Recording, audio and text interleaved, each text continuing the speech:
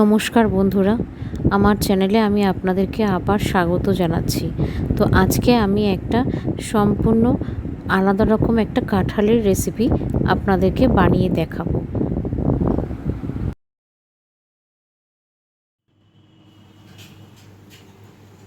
আজকে আমি আপনাদেরকে ডালের বড়া দিয়ে কাঁঠালের তরকারি বানিয়ে দেখাবো। কাঁঠাল কাটাটা তো আমি আপনাদেরকে আগেও দেখিয়েছিলাম কিভাবে কাঁঠাল কাটা হয়, যেদিন নিরামিষ কাঁঠালটা রেসিপি একটা বানিয়েছিলাম। তো আজকে আমি ডালের বড়াটা দিয়ে কাঁঠালটা যেটা বানাবো সেটা আমি পেঁয়াজ রসুন দিয়ে বানাবো। তো এখানে আমি কিছুটা মটর ডাল ভিজিয়ে পেস্ট করে নিয়েছি।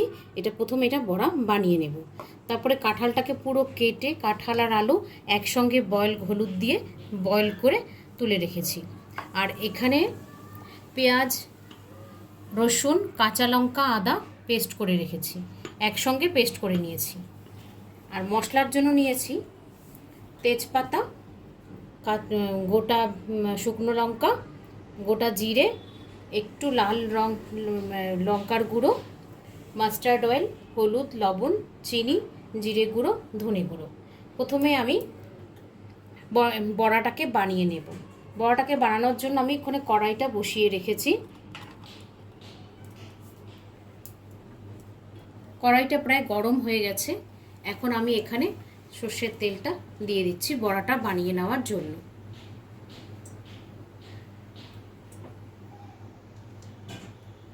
এখন আমি বড়াটা বানিয়ে নিচ্ছি।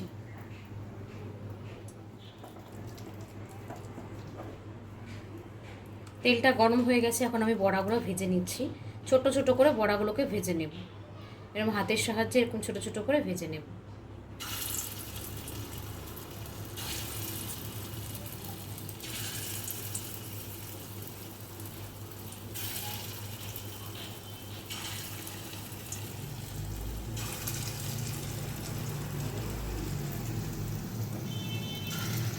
অল্প অল্প করে বড়াগুলো 5টা 6টা করে একসঙ্গে ভেজে নিচ্ছি। পুরো বড়াটা এইভাবে ভেজে তুলে নেব আগে।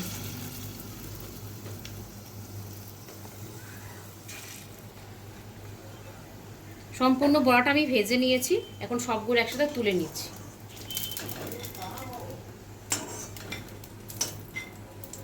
বড়াগুলো আমি ভেজে নিয়েছি। এখন আমি এই তেলের মধ্যে কাঁঠাল আর আলুটা একসাথে ভেজে নেব।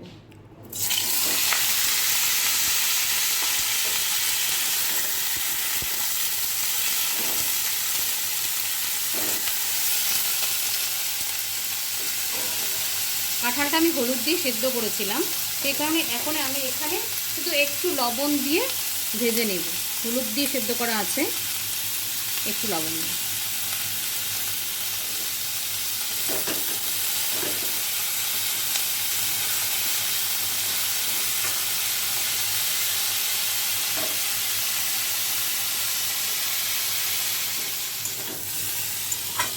আলু আর কাঁঠালগুলো আমি খুব ভালো করে ভেজে নিয়েছি, এখন তুলে নিচ্ছি।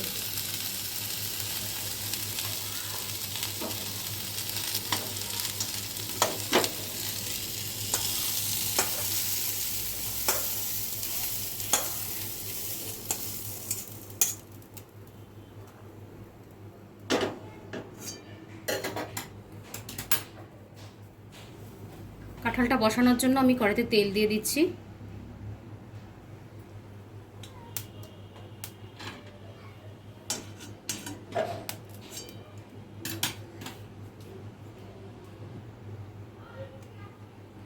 এখানে ফোড়নের জন্য আমি শুকনো লঙ্কা, তেজপাতা আর জিরে নিয়েছি। আমি এখন তেলে দিয়ে দিচ্ছি 3টে একসাথে।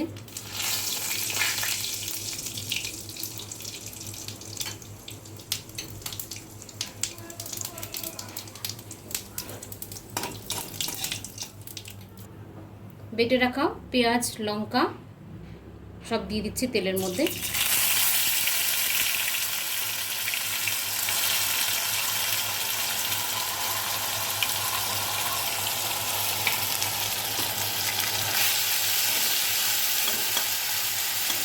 পেঁয়াজ রসুন বাটাটাকে আমি কিছুক্ষণ তেলের মধ্যে ভালো করে নেড়ে নেব, যতক্ষণ না পর্যন্ত পেঁয়াজ আর রসুনের কাঁচা গন্ধটা চলে যাচ্ছে।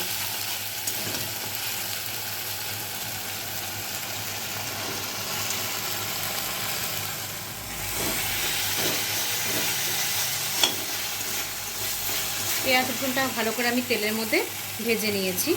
এখন আমি পেঁয়াজ রসুন বাটার এখানে যে জলটা এটা একটু দিয়ে দিচ্ছি।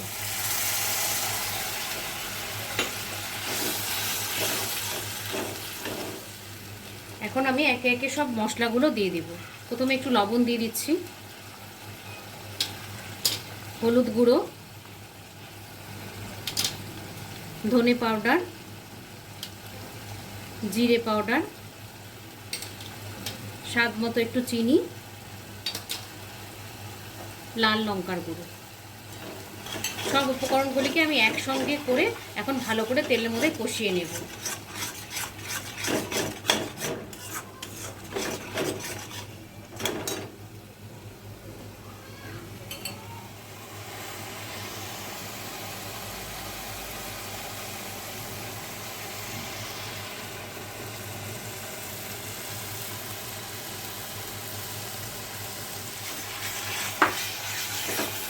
মশলাটা আমি খুব ভালো করে তেলের মধ্যে কষিয়ে নিয়েছি। এখন আমি কাঁঠালটা দিয়ে দিচ্ছি ওপর থেকে। কাঁঠাল আর আলুগুলো, ভেজে রাখা কাঁঠাল আলু দিয়ে দিলাম। এখন খুব ভালো করে মশলার সাথে ভালো করে আগে মিশিয়ে নেব।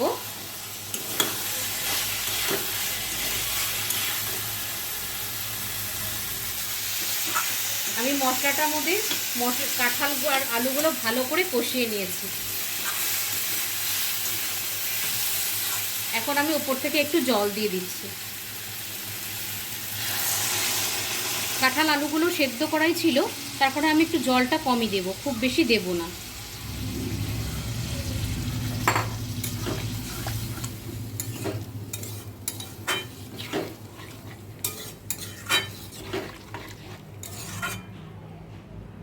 এখন কিছুক্ষণ সময়ের জন্য আমি ঢাকা দিয়ে রাখবো।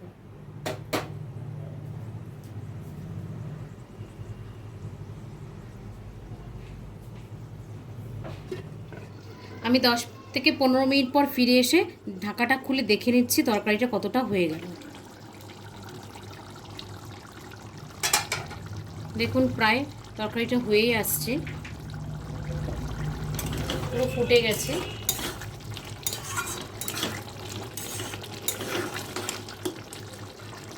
যেহেতু আমি বড়া দিয়ে তরকারিটা করব, সেই কারণে একটু ঝোল ঝোল রাখবো। একটু ঝোল আছে দেখুন এখানে। এখন আমি উপর থেকে বড়াগুলো দিয়ে দিচ্ছি।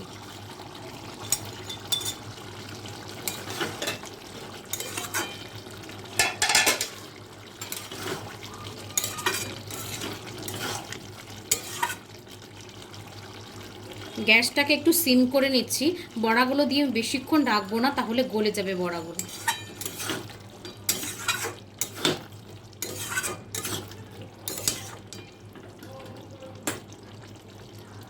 আমি 5 মিনিট ঢেকে রাখছি। 5 মিনিটের বেশি ঢেকে রাখলে পুরো ভেঙে যাবে। 5 মিনিট পর আমি দেখে নিচ্ছি।